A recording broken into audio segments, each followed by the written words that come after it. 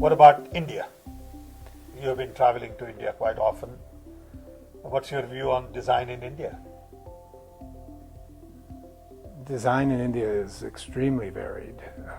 Some of it is very basic, still locked in with the craft industry. Some of it is very wonderful, and some of it is not wonderful. And there are companies like Mahindra and Godrej, Tata, that are using it in quite sophisticated ways.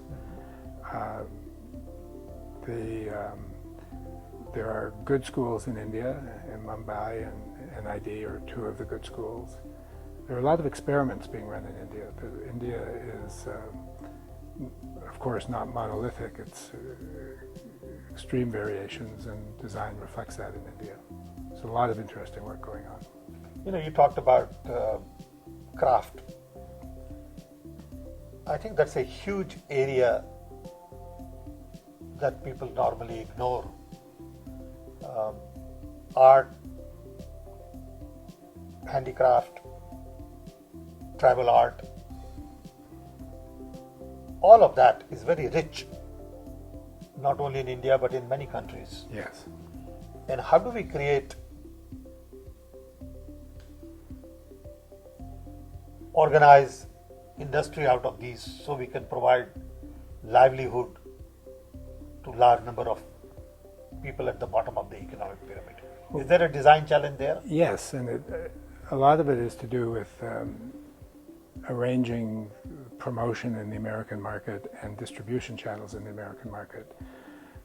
We traveled to a village outside of Bhuj in Gujarat, and we saw amazing tie-dyeing, micro tie-dyeing of fabrics. And you could buy a shawl there for, say, $30.